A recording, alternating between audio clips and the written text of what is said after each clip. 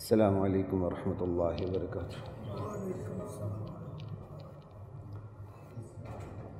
بسم اللہ والحمد للہ والصلاة والسلام علی رسول اللہ، اما بعد۔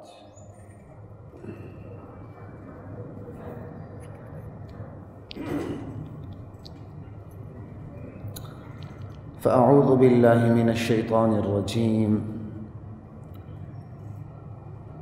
بسم اللہ الرحمن الرحیم۔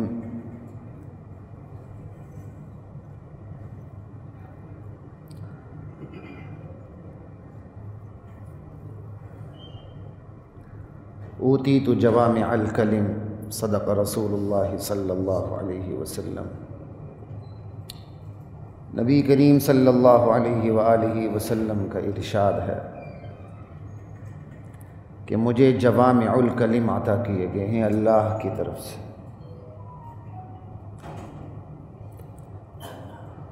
یہ بھی اللہ کے نبی کے معجزوں میں سے ایک معجزہ ہے، مجھے جوامع الکلم عطا کیے گئے۔ بات انتہائی مختصر ہوتی ہے، لیکن میری بات معانی کا سمندر ہوا کرتی ہے۔ قرآن کی آیات کے بعد جن فرامین میں سب سے زیادہ گہرائی، گہرائی، فصاحت و بلاغت نظر آتی ہے، وہ اللہ کے نبی کے فرامین ہیں صلی اللہ علیہ وآلہ وسلم۔ اور یہ کوئی محض عقیدت مندی کی باتیں نہیں ہیں کہ ہم یہاں بیٹھ کر آسمان زمین کی قلابیں ملانے لگے۔ نبی علیہ السلام کے فرامین سامنے، پوری دنیا کا مشاہدہ۔ یہ بھی آپ کے معجزوں میں سے ایک معجزہ ہے۔ اللہ اکبر کبیرہ، علم دین تو پورا ہی معجزہ ہے۔ یہ اللہ کا جو اتارا ہوا دین ہے نا، یہ پورا معجزہ ہے۔ بندے کو کہیں ٹکر پڑتی ہے، ایمان تو اجمالی طور پر ہوتا ہی ہے، کہیں اللہ تصادم کروا دیتے ہیں، مقابلے میں آ کے جب بات ہوتی ہے تو کئی باتوں کی موقع پہ سمجھ لگتی ہے۔ وہ موقع پر جو چیز گہرائی میں اترتی ہے نا، صرف پڑھ کے نہیں اترتی۔ اس کی ایک مثال دیتا ہوں، پھر میں نبی علیہ السلام کے ایک فرمان پہ آج پوری نشست پہ بات کروں گا انشاءاللہ۔ چند دن پہلے ایک میں پروگرام میں تھا، بات ہو رہی تھی کہ بھائی لاشوں کا پوسٹ مارٹم ہونا چاہیے کہ نہیں، اور یہ لوگ تھوڑا سا گول مول کر کے ہمیں موضوع بتا دیتے ہیں تاکہ ہمارے لیے، ہمیں قابو کرنا ان کے لیے آسان ہو، لیکن اللہ کا شکر ہے ابھی تک قابو نہیں آئے، نہ آئندہ آئیں گے الحمدللہ۔ کوئی سو کے اٹھ کے ہم نے امتحان نہیں دیے ہوئے، پڑھا ہے، اللہ کا شکر ہے، تحدیث بالنعمت کے طور پر پڑھے اور طریقے سے پڑھا ہے الحمدللہ، ایویں شیویں نہیں پڑھا۔ تو پروگرام میں سوال ہو رہا تھا کہ لاشوں کا پوسٹ مارٹم ہونا چاہیے کہ نہیں۔ ہاں، بلکہ ایک سوال یہ بھی تھا کہ لاشوں کو میڈیکل ڈاکٹر استعمال کرتے ہیں، کیا وہ ہونا چاہیے کہ نہیں، کہ اپنے تجربات کے لیے جو لاشوں کا کھیل جاری ہے، آپ دیکھ رہے ہیں ابھی جو ملتان میں واقعہ پیش آیا آپ کے سامنے، تو اس ملک کا قانون ان کو اجازت دیتا ہے نا اس چیز کی، تو اس ملک میں قانون ہے۔ تو میں نے کہا جی میں آپ کے سامنے قانونی اور شرعی دونوں حوالے سے بات کروں گا۔ جب میں نے قانونی بات کی تو میری اس کی لگ گئی۔ اس نے مجھے نیچا دکھانے کے لیے سوال یہ کیا، آپ نے اناٹمی پڑھی ہے؟ تو بھائی جو تم دن رات یہاں اینکر بنے بیٹھے ہو، دنیا کا ہر موضوع چھیڑتے ہو، تو تم دنیا کے ہر موضوع میں بقرات اور سقرات ہو؟ تم قانون کو چھیڑتے ہو، تم قانون دان ہو؟ تم میڈیکل کی بات کو لیتے ہو، تم ڈاکٹر ہو؟ تم انجینئرنگ کی بات کو چھیڑتے ہو، تم انجینئر ہو؟ جواب تو ایک یہ بھی بنتا تھا، لیکن جو بنیادی جواب تھا میں نے اس بندے کو وہی دیا، کیونکہ مجھے پتہ چلا کہ وہ مناظرے پہ اتر رہا ہے۔ پہلے تو اینکر کا کام تو یہ ہوتا ہے کہ نیوٹرل رہ کے سوال کرے، سائڈ پہ ہو جائے بس۔ 3 عالم تھے، ایک میں تھا، ایک میرے ساتھ تھے، ایک کراچی سے تھے۔ تو میں نے کہا جی اناٹمی اور غیر اناٹمی دونوں سے متعلق شرعی اصول پڑھے ہیں. میں نے کہا آپ مناظرہ کرنا چاہ رہے ہیں, میدان کھولا, آ جاؤ. نہیں نہیں نہیں نہیں, میں نے کہا آپ مناظرہ کر رہے ہیں, آپ مجھے زچ کرنے کے لیے کریں. اناٹمی پڑھی اور میں کہوں گا نہیں نہیں نہیں پڑھی اور میں نیچے لگ جاؤں گا آپ کے. وہ پروگرام کے بعد اس پہ میں نے سوچا, پھر وہ میرے آفیشیل پیج سے وہ چھوٹا سا کلپ اپلوڈ بھی ہوا. لوگوں نے بڑے اچھے کامنٹس اس پہ پاس کیے. سمجھ آئی مجھے اس بات کی, خدا کی قسم یہ دین کتنا زندہ معجزہ ہے. دنیا کی کسی بھی آپ سبجیکٹ کو لے لو تعلیم کے میدان میں, وہ ایک سبجیکٹ ہوتا ہے, وہ ایک سبجیکٹ ہوتا ہے. آپ اگر انجینئرنگ پڑھ رہے ہیں تو انجینئر سے جا کے آپ ڈاکٹر والا مشورہ نہیں کریں گے. ڈاکٹری پڑھ رہے ہیں تو جا کے قانون دان سے مشورہ نہیں کریں گے. آپ بہت سی چیزیں فیلڈ میں ملتی جلتی ہیں, وہ ایک الگ بات ہوتی ہے جزوی طور پہ. مجموعی طور پر ایسا نہیں ہوتا. لیکن اللہ کا دین اتنا بڑا زندہ معجزہ ہے,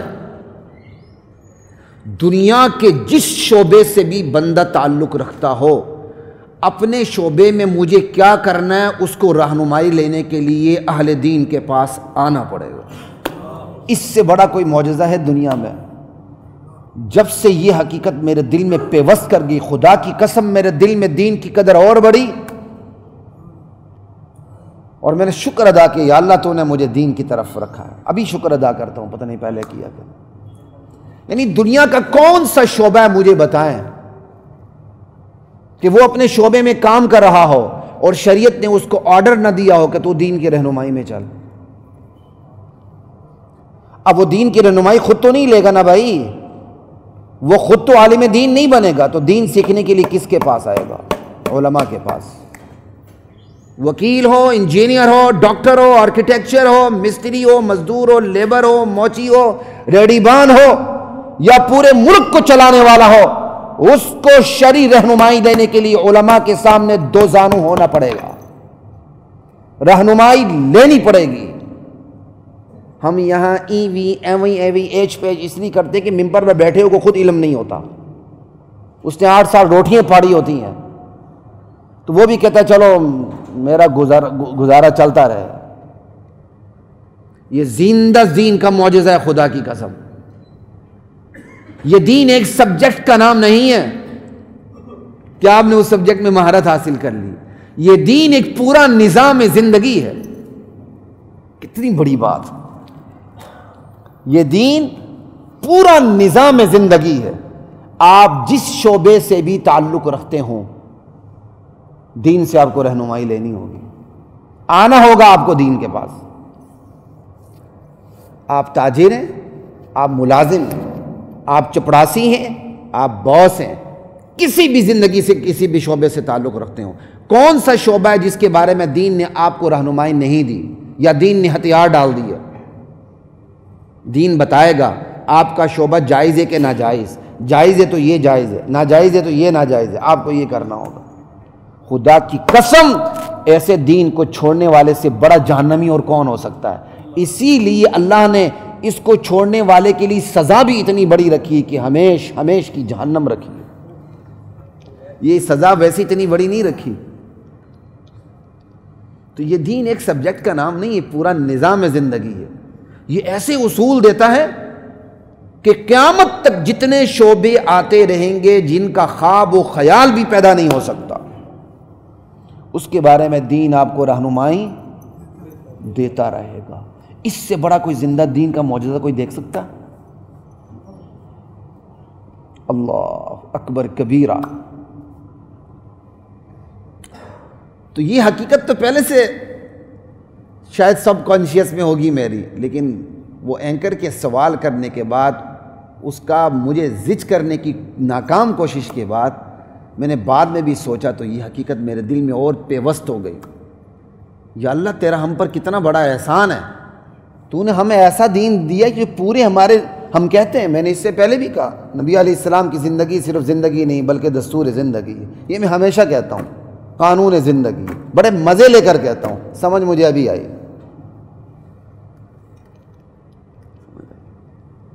وہ کون سا شعبہ ہے زندگی کا؟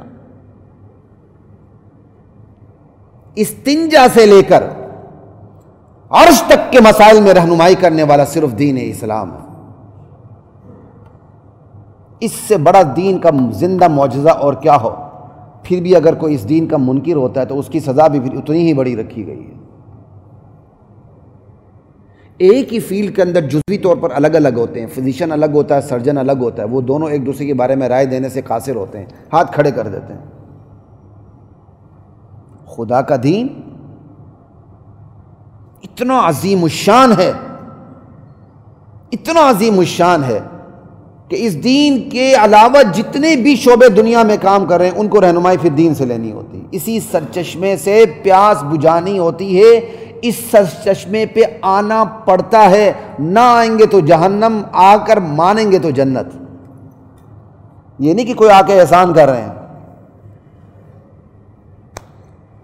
تو نبی علیہ السلام کا میں نے آپ کو ایک فرمان سنا دیا کہ مجھے جوامع الکلم عطا کیے گئے ہیں، مجھے وہ جامع کلمات عطا کیے گئے ہیں جو اپنے اندر اتنا وزن رکھتے ہیں کہ جملہ ایک ہوتا ہے، پوری زندگی پر وہ حاوی ہو جاتا ہے، پوری زندگی پر وہ حاوی ہو جاتا ہے۔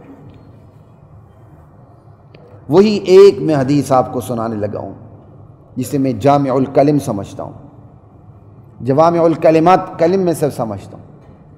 نبی علیہ السلام کا فرمان ہے، عن کعب بن عیاض رضی اللہ تعالی عنہ قال سمعت رسول اللہ صلی اللہ علیہ وسلم یقول، حضرت کعب بن عیاض رضی اللہ تعالی عنہ راوی ہیں، فرماتے ہیں کہ میں نے نبی کریم صلی اللہ علیہ وسلم کو یہ ارشاد فرماتے سنا، ان لکل امت فتنہ،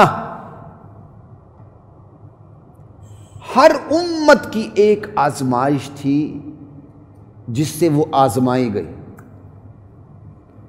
ہر امت کے لیے کوئی نہ کوئی آزمائش تھی جس سے وہ آزمائی گئی۔ وفتنۃ امتی المال، میری امت کی آزمائش کے لیے مال رکھ دیا گیا ہے، میری امت مال سے آزمائی جائے گی۔ اب اس کو لے لیں، کل تو میں حیران پریشان ہو گیا اس حدیث کو دیکھتے ہوئے، اللہ، میری امت کی آزمائش مال ہے جس سے یہ آزمائی جانی ہے، اللہ اکبر۔ اب اسی بات کو عرش سے فرش تک تمام مسائل میں لے لیں، بندہ خود تسلیم کرتا ہے کہ میں آزمایا جا رہا ہوں مال سے۔ زندگی کے چند شعبے آپ کے سامنے رکھ دیتا ہوں، اور اس لیے رکھتا ہوں کہ سب سے پہلے میں اپنے آپ کو دیکھوں اس پیمانے کی روشنی میں کہ میں کتنا غلط کتنا درست، اور میرے سمیت ہر بندہ یہ دیکھے کہ چند شعبوں کو اٹھا کے ہم نے بات کرنی ہے کہ ان شعبوں کے اندر ہم مال سے کیسے آزمائے جا رہے ہیں۔ میرے سمیت ہر بندہ اس حدیث کی روشنی میں دیکھے کہ وہ یہاں کتنا آزمایا جا رہا ہے، اور اس آزمائش کے اندر وہ کامیاب کتنا ہے، ناکام کتنا ہے، کیونکہ انسان اپنے نفس کے بارے میں سب سے بڑا قاضی ہے، وہ بہترین فیصلہ کرتا ہے۔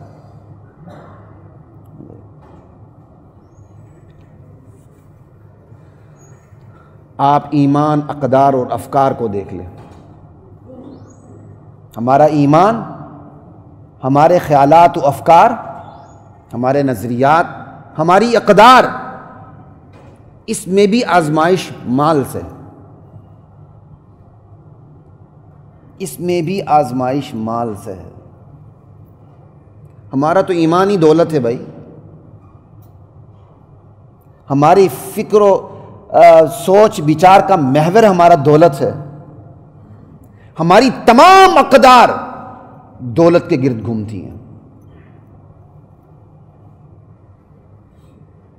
اب تو دنیا بھی کہتی ہے، یہ کسی مشہور فلسفی یا کس کا قول ہے، ہر بندے کی کوئی نہ کوئی قیمت ہے جس پر وہ بک جاتا ہے، کم پہ نہیں بکے گا، زیادہ پہ بکے گا۔ لوگوں نے اس کو خدا نعوذ باللہ قرآن کی آیت کی طرح فارمولہ بنا لیا، نہیں بک رہا کوئی بات نہیں، اضافہ کر دو، نہیں بک رہا اضافہ کر دو، کسی نہ کسی موقع پر آ کر وہ سرنڈر ہو جائے گا، بکے گا۔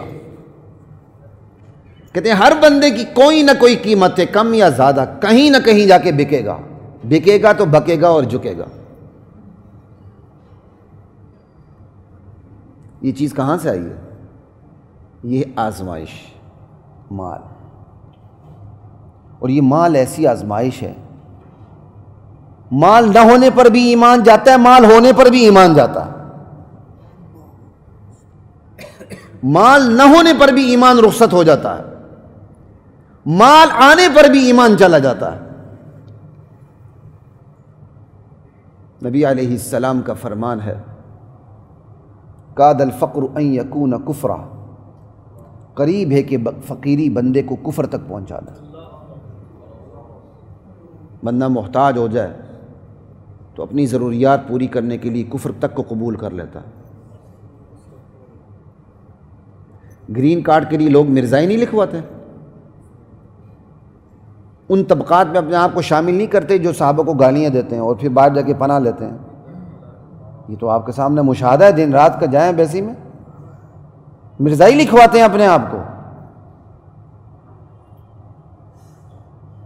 زکوٰۃ نہ دینے کے لیے کون کون سے فرقے لکھواتے ہیں اپنے آپ کو، یہ آپ کے سامنے ہے۔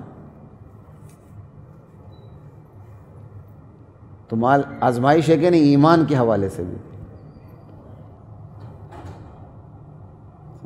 ایمان کے حوالے سے بھی مال آزمائش ہے۔ مولوی صاحب دین بیان نہیں کرتا، اسے پتہ انتظامیہ ناراض ہو جائے گی، 10 بچے میرے پاس ہیں، بوڑھے ماں باپ میرے پاس ہیں، میں دین بیان کروں گا، انتظامیہ میری چھٹی کروا دی گی، میں کہاں جا کے کھاؤں گا؟ تو پھر ادھر سلام کرتا ہے تو اسے رحمت اللہ نظر آتا ہے، دوسری طرف اس کو برکت اللہ نظر آتا ہے۔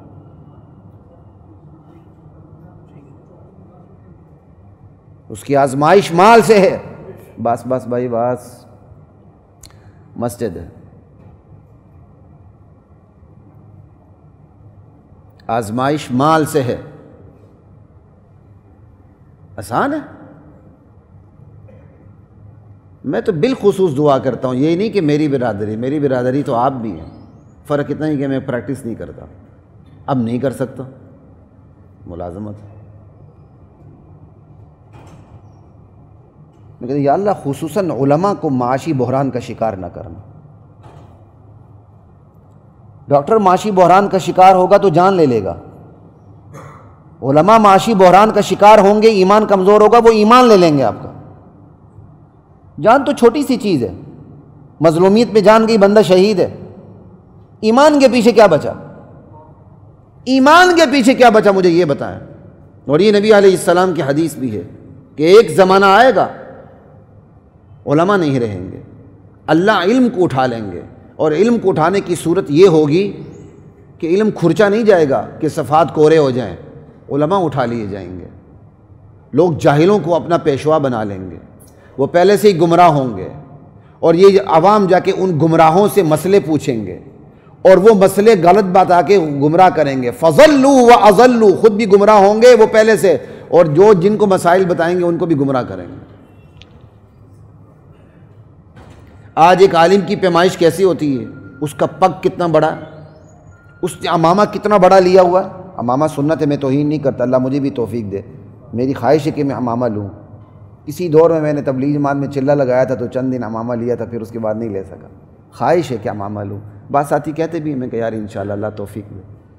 امامہ کی توہین نہیں کر رہا، امامہ بہت بڑی چیز ہے، لیکن کسی کے علم اور عمل کو کی پیمائش کا پیمانہ امامہ نہیں ہے، بڑے بڑے لمبے جبے نہیں ہیں، یا یہ کف ختم کر کے بڑے بڑے آستین بنا کے یہاں تک نہیں ہے، یہ تو بیوقوفی ہے۔ آپ کرتے ہیں اس طرح، آپ جاتے ہیں درزی کے پاس تو پینٹ کی فٹنگ دیکھتے ہو، کہاں تک آپ دیکھتے ہیں؟ ہمیں پتہ نہیں ہے، کیا کچھ دیکھ رہتے ہیں آپ شیشے میں کہ پینٹ کہاں تک فٹ ہے۔ تو مولویوں کے لیے آپ نے بنایا یہ کہ ایک بٹن اوپر ہو، ایک بٹن نیچے ہو، کف بھی نہ ہو، بالکل کف بھی گناہ ہے، کالر بھی نہ ہو، کالر بھی گناہ ہے، اس کی جو یہ جو بازو کا جو کپڑا ہے یہاں تک آ رہا ہو، یہ تو حماقت ہے۔ مولوی صاحب نے بھی اپنا معیار یہی بنایا ہے کہ وہ 10-15 ہزار کا کراکولا پہن لیتا ہے کہ بس لوگوں نے مجھے سب سے بڑا علامت الدہر والقہر والغضبان بلکہ وہ توقان سمجھ لینا۔ ہاں، توقان کا مطلب نہیں بتاؤں گا، جو علماء ہیں وہ سمجھ جائیں گے۔ ہاں، لا الہ الا اللہ واللہ اکبر. کالا کوٹ بڑا اچھا سا پہن لیں، بڑی اچھی سے اعلیٰ معیاری آپ پینٹ پہن لیں، آپ وکیل ہو جائیں گے؟ یا نارمل سے وکیل ہیں تو بڑے اعلیٰ معیار والے وکیل ہو جائیں گے کہ آپ نے بڑا کیا کہتے ہیں برانڈ کا آپ نے کیا کہتے ہیں یونیفارم پہنا ہے. لیکن یہ دین اتنا مظلوم ہے، یہاں برانڈ کی کوئی چیز پہن لے کہتے ہیں او واہ یہ ہے پہنچی ہوئی سرکار، لیکن پتہ نہیں کہاں پہنچی ہوئی ہے. یہاں بھی امتحان مال سے ہے. ہمارے علاقے میں ایک محاورہ ہے ہماری زبان میں، اس کا ترجمہ یہ غریب مولوی کا مسئلہ قبول نہیں ہوتا. غریب مولوی کا مسئلہ قبول نہیں ہوتا.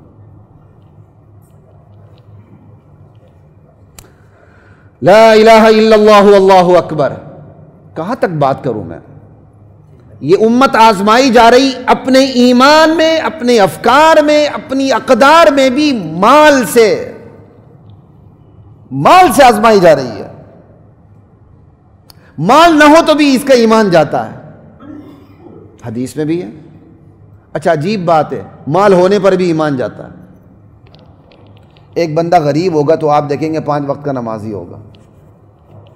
جیسے اس کے پاس ادھر ادھر سے کوئی مال آ گیا سب کچھ چھوٹ جاتا ہے، سب کچھ چھوٹ جاتا ہے.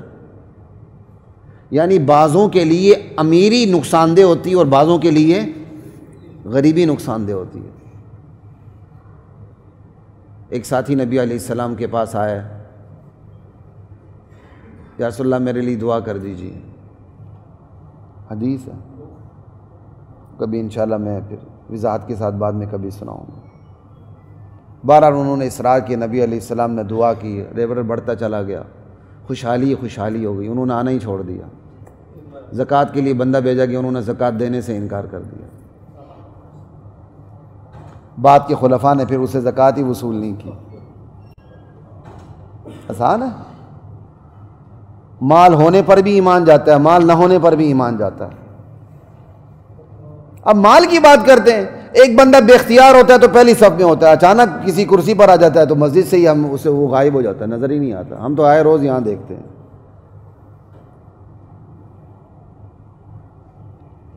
یہ بڑے کم اللہ والے ہوتے ہیں، صاحب اختیار ہوتے ہوئے مسجد میں نمازی بن کے آتے ہیں.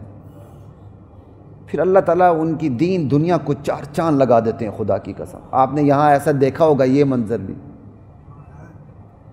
کہ وہ ایسے عاجز بن کے آتے ہیں کہ پتہ نہیں چلتا کہ یہ ایک صاحب اختیار شخصیت اس صف میں بیٹھی ہوئی ہے. نہ میں کسی کو خوشامد کرتا ہوں، نہ مجھے خوشامد کی عادت ہے، نہ ضرورت ہے الحمدللہ. لیکن آپ کو کہہ رہا ہوں ایسے لوگوں کی کمی نہیں، میں خود یہاں مشاہدہ کرتا ہوں. وہ ایسے عام ہو کر اپنے پروٹوکول کو بھی بالائے طاق رکھتے ہوئے، ایون اپنی سیکیورٹی کو بھی بالائے طاق رکھتے ہوئے اس طرح کے بیٹھتے ہیں کہ بندہ عشش کر اٹھتا. کیونکہ انہیں اس حقیقت کا ادراک ہوتا ہے کہ اللہ سے ملاقات عاجزی کے مقام پر ہوتی ہے. بس جس بندے کو اس حقیقت کا ادراک ہو کہ اللہ سے ملاقات صرف عاجزی کے مقام پر ہوتی ہے، وہ اللہ کے دربار میں عاجز بن کے آتا ہے. وہ حامان، قارون اور فرعون بن کے نہیں آتا. وہ پتہ ہی نہیں چلتا کہ وہ صف میں بیٹھا ہوا ہے. لوگ ادھر ادھر سے اچانک دیکھ کے حیران ہوتے ہیں، اچھا یہ صف میں بیٹھے ہوئے ہیں. انصاف کے ساتھ تو ہاتھ ملانا مشکل ہے، لیکن مسجد میں یہ کیسے بیٹھے ہوئے ہیں؟ کیونکہ اس بندے کو اس حقیقت کا ادراک ہوتا ہے. اللہ مجھے اور آپ کو نصیب فرمائے. تو یہ مال بہت خطرناک ہے. یہ ہمارے ایمان کا امتحان لیتا ہے. یہ ہمارے ایمان کا امتحان لیتا ہے. میری کوشش تھی کہ اس جمعے میں چیدہ باتیں کروں، لیکن نہیں ہو سکے گا. آئندہ بھی یہ جمعہ چلتا رہے گا انشاءاللہ، کہ بہت سے شعبوں کے اندر میں نے بتانا مال کیسے حملہ آور ہوتا ہے میرے اور آپ کے اوپر، تاکہ میں اور آپ اپنی پیمائش کریں، تھوڑے سے چکنے ہو جائیں. کیونکہ اگر فتنے کے بارے میں چکنے ہو جائیں تو فتنوں سے بچنا آسان ہو جاتا ہے. اور فتنہ بے خبری میں حملہ آور ہو اور دیمک کی طرح چاٹ رہا ہو، وہ بندے کو احساس ہی نہ ہو. اور افسوس ہے ان مولویوں کو جنہوں نے اس ممبر کو میٹھی میٹھی باتوں کے لیے رکھ لیا. بس صرف میٹھی میٹھی باتیں کر کے رحمت اللہ اور برکت اللہ کو راضی کرنا ہے. کہ انتظامیہ ناراض نہ ہو جائے. دین اس کا نام نہیں ہے، خدا کی قسم. موت ایک دن آنی ہے، رزق بٹ چکا ہے، عزتیں تقسیم ہو چکی ہیں، موت کا وقت مقرر ہو چکا ہے. تو پھر کیا خوف ہے؟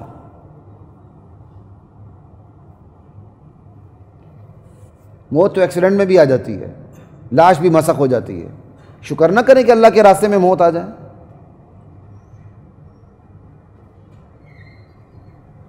اللہ اکبر. مزید آگے دیکھیں، ہمارے افکار، ہمارے خیالات، مال نہیں ہوتا تو کچھ اور، مال نہیں ہوتا تو ہمارے افکار کچھ اور ہوتے ہیں، مال آ جائے تو ہماری فکریں تبدیل ہو جاتی ہیں. ہمارے خیالات میں تبدیلی مال کی وجہ سے آتی ہے. عجیب بات ہے، خیالات میں تبدیلی مال کی وجہ سے آتی ہے. نام نہیں لوں گا، ایک صاحب ہیں، اس کے والد کا میں نے انٹرویو پڑھا. پہلے وہ اپنے بیٹے کو کرکٹ سے روکتے تھے، وہ بچے نے بھی کرکٹر بن کے کہا ہاں جی ابا جان تو روکتے تھے، سزا بھی دیتے تھے. باشارہ باپ ہے، اس کا دیندار ہے. لیکن جب بچے نے کرکٹ میں نام بھی کمایا، پیسہ بھی کمایا، تو کہتے نہیں ہمارے علاقے میں بڑا ٹیلنٹ ہے، بڑے کرکٹر نکل سکتے ہیں یہاں سے.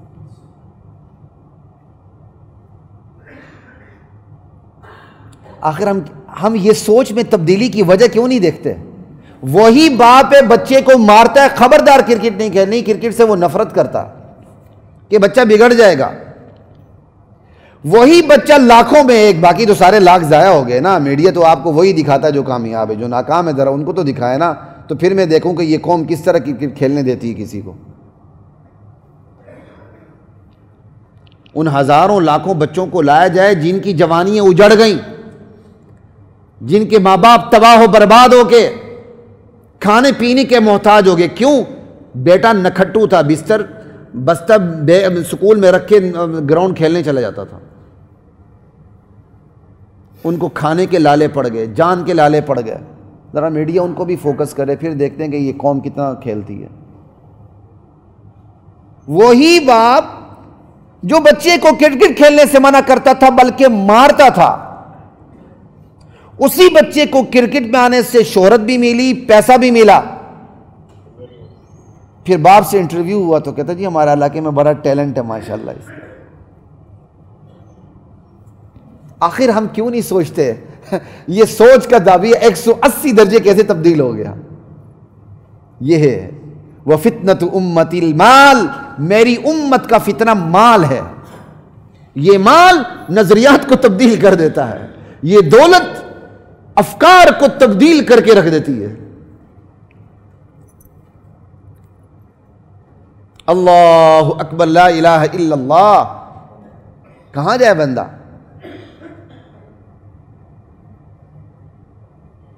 ہماری اقدار، ہمارے گھر کے ویلیوز تک دولت سے تبدیل ہو جاتے ہیں.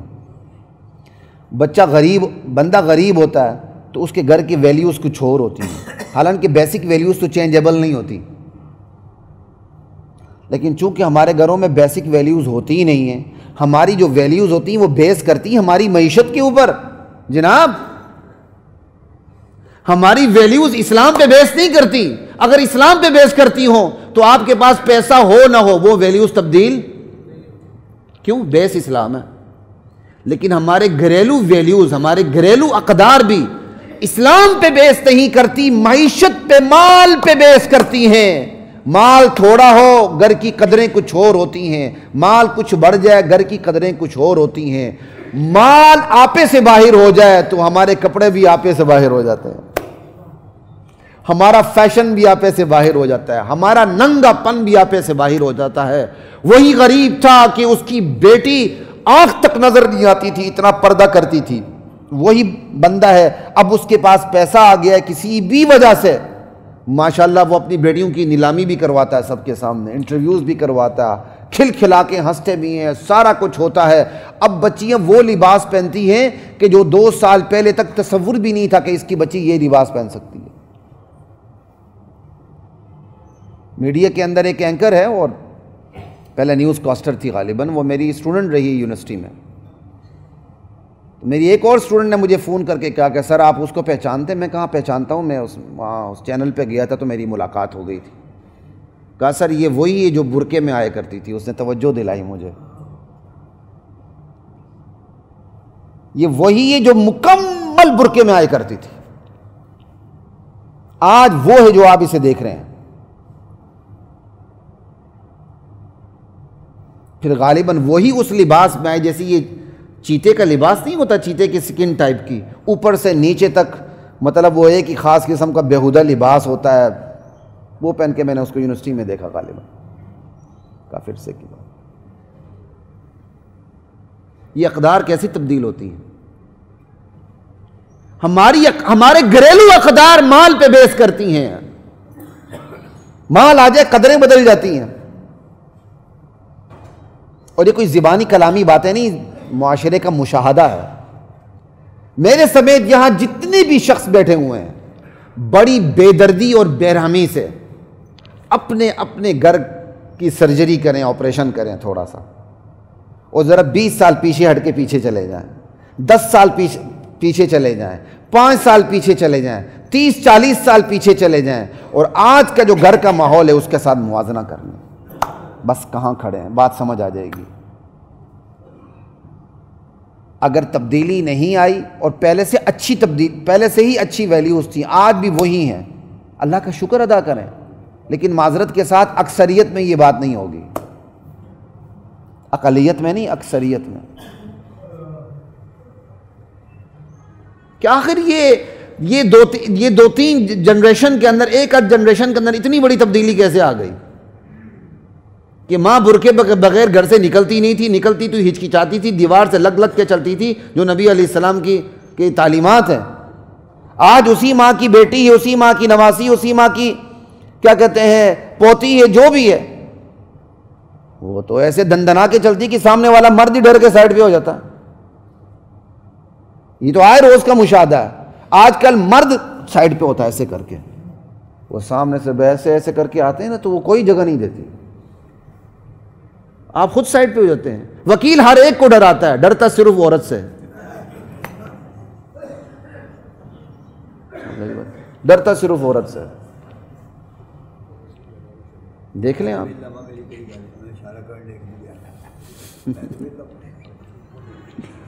یہ تو ویلے ہو گئے، نہیں فارغ ہو گئے۔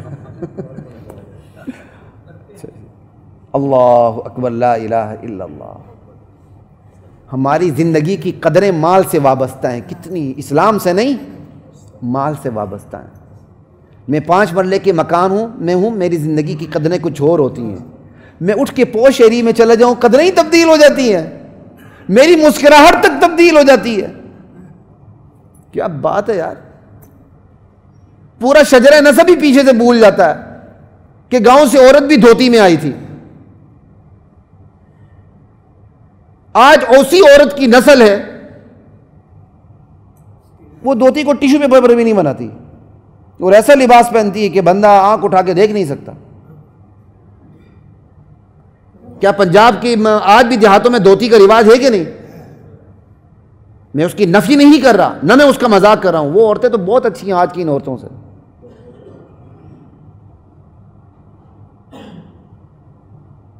یکدم شہر میں آگے، یکدم پیسہ مل گیا، کچھ آگے پیچھے تبدیلی ہو گئی، اوقات ہی بدل گئی، لباس ہی بدل گیا، ایمان ہی بدل گیا، اقدار ہی بدل گیا۔ کتنی بات کروں میں اس پہ۔ یہ مال عزت اور ذلت کا معیار بن گیا، یہ مال جو ہاتھ کی میل ہے عزت اور ذلت کا معیار بن گیا، اسی پہ عزت کے ذلت کے فیصلے ہونے لگے۔ قیامت کی نشانیوں میں سے ایک نشانی یہ، غالباً کافی عرصہ پہلے میں آپ کو ایک دفعہ بیان کر چکا ہوں، کہ ایمان والا لونڈی سے بھی ذلیل سمجھا جائے گا، ایمان والا لونڈی سے ذلیل سمجھا جائے گا، بے قدر سمجھا جائے گا۔ آج بھی ایسی سوسائٹیز ہیں، آج بھی ایسی محافل ہیں جہاں جا کے بندہ شراب نہ پیے تو بے قدر سمجھا جاتا ہے۔ یہ اپ ٹو ڈیٹ نہیں ہے، آؤٹ آف ڈیٹ ہے، یہ تو دقیانوس ہے۔ وہ بیچارہ بھی غیرت سے خالی شراب کی بوتل اٹھانے کی بجائے کوک کی بوتل اٹھا لیتا ہے، وہ ساتھ ہی رہتا ہے۔ کیا غیرت، کیا ایمان! اور ایک اچھی خاصی تعداد پڑھی لکھی بلکہ با اثر لوگوں میں بھی جو اختیار اور اقتدار میں اثرات رکھتے ہیں، کہتے ہیں یہ تو ایک سوشل ڈرنک ہے بھائی شراب۔ اب ایسے لوگوں کے ہاتھ میں آپ قوم کی تقدیر دے دیں، پیچھے بچے گا کیا؟ پیچھے بچے گا کیا؟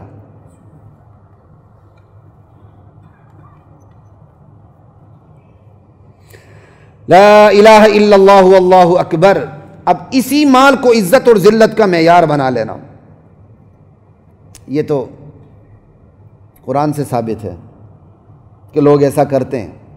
فَأَمَّا الْإِنسَانُ إِذَا مُبْتَلَاهُ رَبُّهُ فَأَكْرَمَهُ وَنَعَّمَهُ فَيَقُولُ رَبِّي أَكْرَمَنِ۔ اللہ کہتا ہے میں بندے کو آزمائش میں ڈالتا ہوں، آزمائش کی میری صورت یہ ہوتی ہے کہ اسے مال و دولت سے نواز دیتا ہوں، اس کی عزت بڑھا دیتا ہوں، نعمتوں کی برسات برسا دیتا ہوں۔ بندہ کہتا اوہ یہ ہے مال، معیار عزت، اللہ نے میرا بڑا اکرام کیا۔ اکرمن، اللہ کو بھولا نہیں، کہتا اللہ نے، لیکن معیار کس کو بنایا؟ مال۔ وَأَمَّا إِذَا مَبْتَلَاهُ فَقَدَرَ عَلَيْهِ رِزْقَهُ فَيَقُولُ رَبِّي أَهَانَنِ۔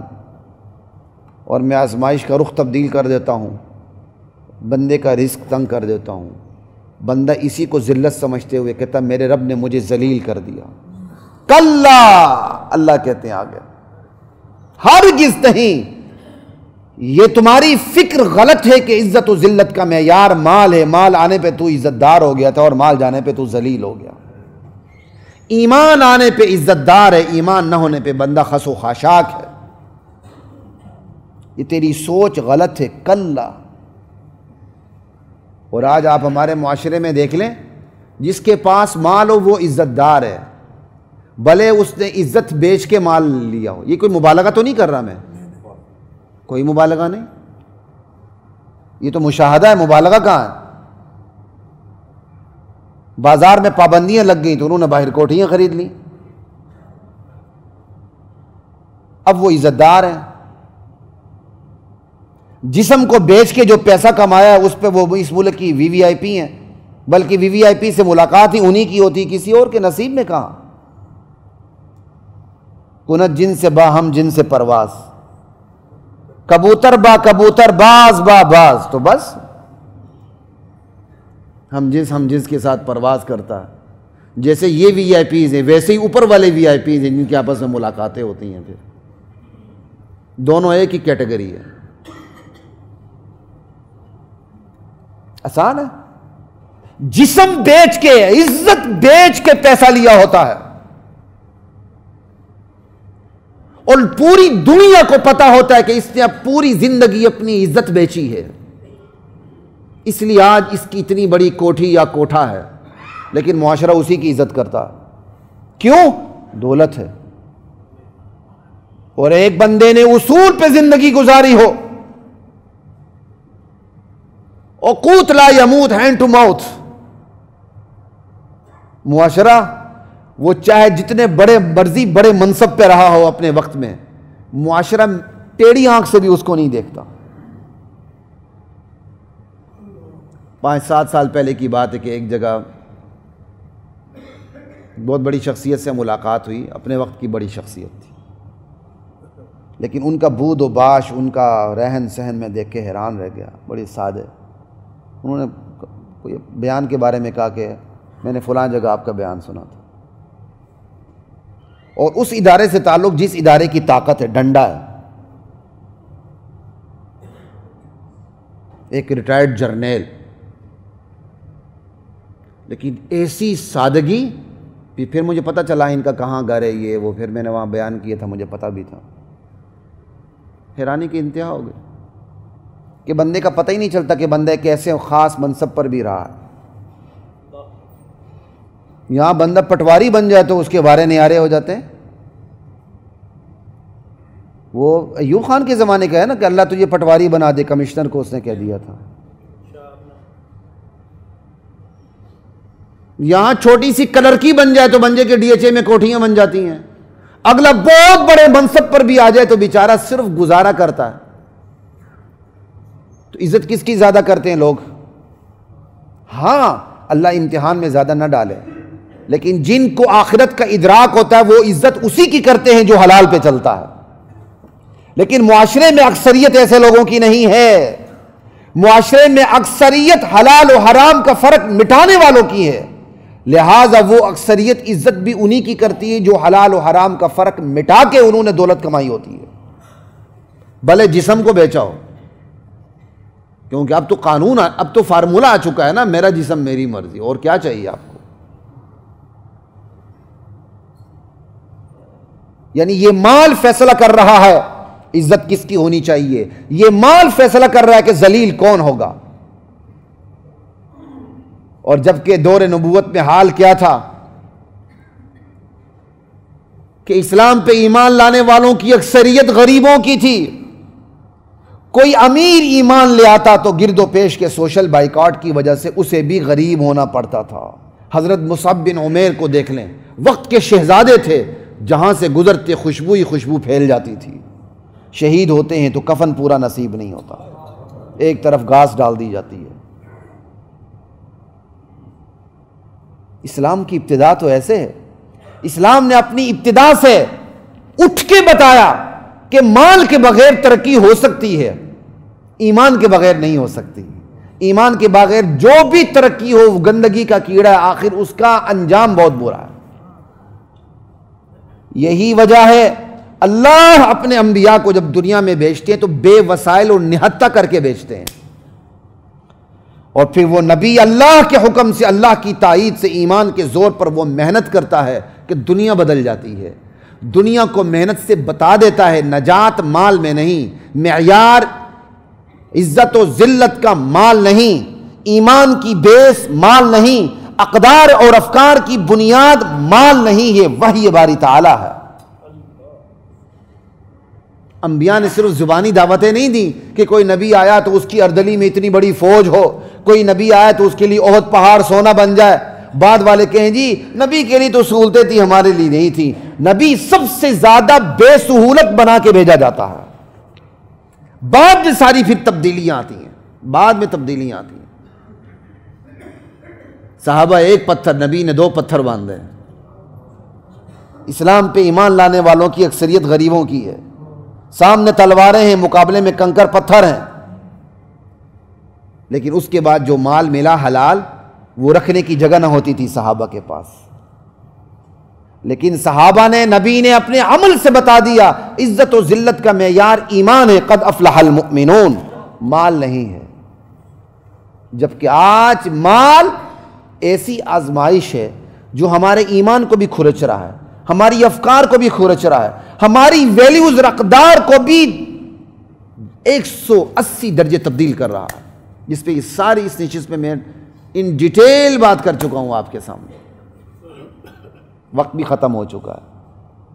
یہ مال کہاں کہاں حملہ آور ہوتا ہے، کن کن شعبوں میں مال آزمائش بن کے سامنے آتا ہے. اور اللہ کے نبی کی حدیث، ہر امت کی آزمائش کسی نہ کسی طریقے سے ہوئی ہے. میری امت کی آزمائش کے لیے اللہ نے مال کو رکھ دیا. اس پہ بات آئندہ جمعہ بھی ہوتی رہے گی. وآخر دعوانا الحمدللہ. وَلَقَدْ أَنزَلْنَا